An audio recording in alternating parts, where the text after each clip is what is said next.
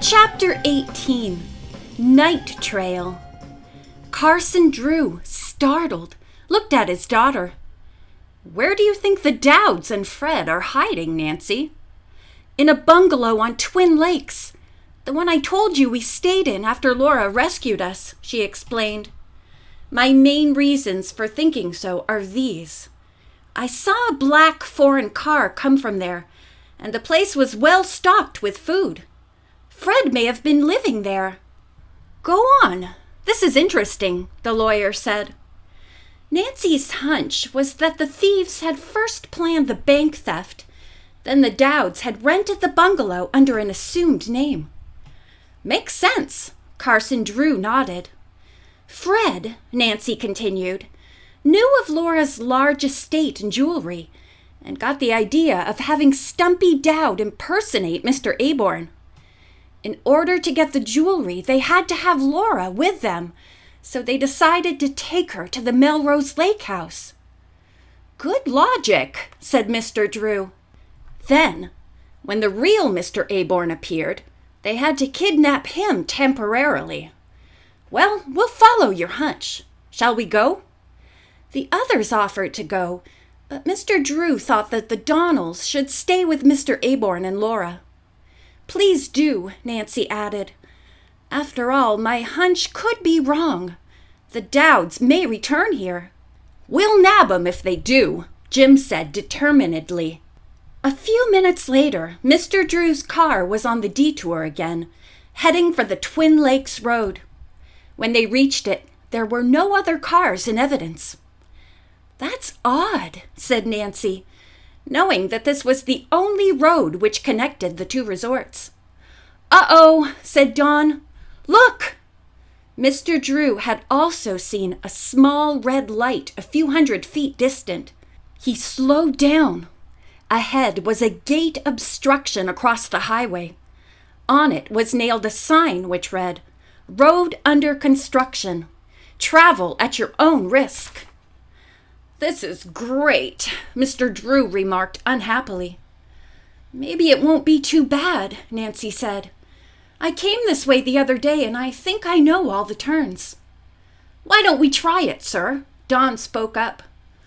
"All right." Dawn got out of the car and moved the barrier enough so Mr. Drew could drive through. They went slowly because of the steam shovels, bulldozers, and equipment parked along the road.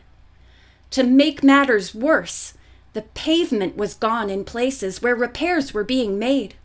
The car tires wallowed in soft dirt. Soon, however, they reached the end of the construction section, and Carson Drew stepped on the accelerator. The car responded with a burst of speed. "We're not far from Twin Lakes now," Nancy said, as she spotted a few familiar landmarks. Dawn wanted to know what the plan would be when they reached the bungalow. Mr. Drew said they would first check to see if the foreign car were in the vicinity. "Of course it'll be hidden." "Next," Nancy added, "we'll have to make sure Fred and the Dowds are there, and not some innocent people. But if Stumpy's there, we'll notify the police. Right, Dad?" "Unless Dowd sees us first," he said grimly. Nancy said she hoped this would not happen. "But I suppose they probably will have someone acting as a lookout." "As I understand it, Nancy," said her father, "the bungalow is in an isolated spot." "Yes, and there are lots of trees around it." "Could anyone inside the house make a getaway by boat?" Dawn asked. "Not easily," Nancy answered. "The bungalow is not built over the water. It's some distance from the lake, and there's no dock where a boat could be tied." Presently, she said, "We're about a mile from the bungalow." Carson Drew's face tensed.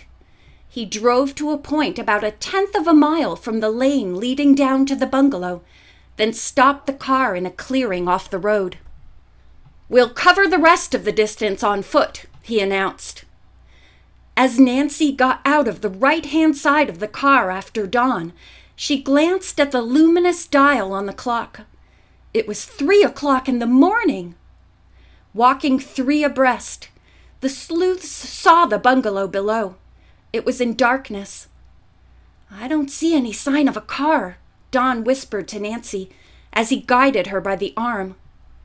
Carson Drew was silent, but suddenly he jerked to attention. A twig had snapped. Now they saw a man walking toward the trio through the woods. As Don, Nancy, and Mr. Drew ducked behind some shrubbery, they noticed that the man approaching them was carrying a fishing pole and a box of the type ordinarily used for bait. Passing by the watchers, he walked unhurriedly toward the beach. At this moment, the moon chose to show itself brilliantly, and Nancy observed that the man was tall and heavy.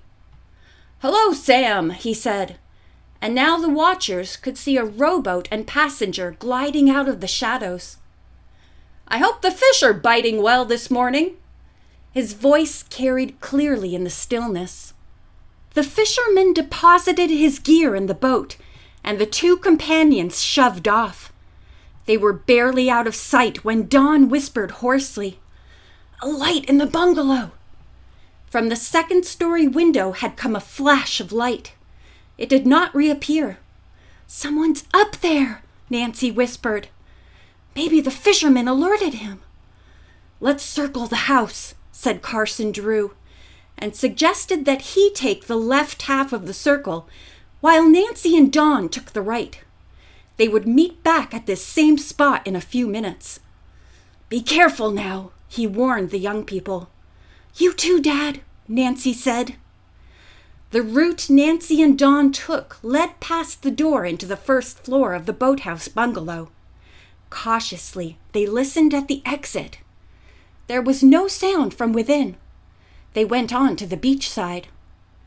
The two tiptoed among the shadows as far as the center of the rear of the building without incident, then quietly returned to the meeting place. When they arrived, Mr. Drew was not there.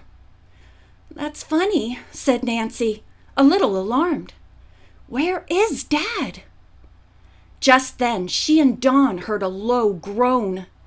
It seemed to come from behind a tree about 20 feet away. Forgetting caution, the couple rushed to the spot. Behind its broad trunk, a man lay sprawled on the ground. "Mr. Drew!" "Dad!" Nancy exclaimed, kneeling down. She felt the lawyer's pulse. It was steady. "I think he was knocked out," said Don angrily. "Nancy, you're right about this being a hideout. We must get the police." "And right away," Nancy agreed, as Carson Drew sat up groggily. In a moment he could talk. The lawyer said that after leaving Nancy and Don, he had started around the bungalow. Someone had come from behind and struck him. "I suppose he dragged me here." "Stumpy Dowd, I'll bet," Nancy exclaimed. "And this may mean that he and his wife made a getaway while Don and I were on the other side of the bungalow. Dad, do you feel well enough to try to follow them?" "Yes, but where did they go?" he asked. "And how? By boat, car, or on foot?" As if in answer to his question, the three suddenly saw in the clear moonlight the figures of two men and a woman running up the bungalow lane toward the road. Each man carried a big suitcase. Laura's inheritance and Mr. Aborn's little fortune. "After them!" Don cried. But Mr. Drew could not make it. He tottered unsteadily and leaned against the pine. "Go on," he said. "No," Nancy replied quickly. "Don, bring Dad's car here, will you?" As the boy started off, the trio heard the muffled backfire of an automobile coming from the direction of the woods across the main road. "Hurry, Don," Nancy urged. "They had a car hidden there." By the time Don returned, Carson Drew felt better. He suggested that Nancy drive, since she was more familiar with the road. When everyone was in the car, with the lawyer in the rear seat, they took off. Upon reaching the road, the young sleuth turned right. I think this is the direction the other car took, she said. Anyway, it leads to Stamford, where I know there's a state police headquarters. The road became rough and was full of sharp turns. Nancy drove fast but carefully, slowing at each curve. There was no sign of another car until Dawn suddenly cried out, "I think we're approaching a car!" Nancy peered forward intently. She saw nothing but the road ahead. "It's hidden now by that hill in front of us," Dawn told her. There was a long moment of suspense. Then Nancy exclaimed, "I see it!" "Do you think it's the Dowds?" Dawn asked. "It could be," Mr. Drew replied. As the car reached a smooth, straight piece of road, Nancy put it to a faster and faster pace. "We're gaining on them," Dawn said exuberantly. Little by little, the Drew sedan crept up on the car ahead. Soon its headlights spotlighted the rear of the other vehicle, a black foreign car. 3 figures were silhouetted inside it. At the same moment, Nancy caught sight of a huge black and white checkerboard sign at the side of the road. A bad curve ahead. With well-timed precision, Nancy eased up on her speed and gradually used her brake, knowing that abrupt pressure might cause a bad skid. "That other driver isn't paying any attention to the warning," Dawn exclaimed.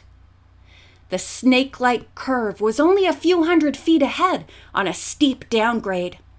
The occupants of the Drew sedan held their breath. Would the others make the turn? There came a violent screech of brakes. "Oh no!" Nancy cried out in horror. As she and her companions watched, the foreign car shot off the edge of the road and plunged down a steep cliff. End of chapter 18.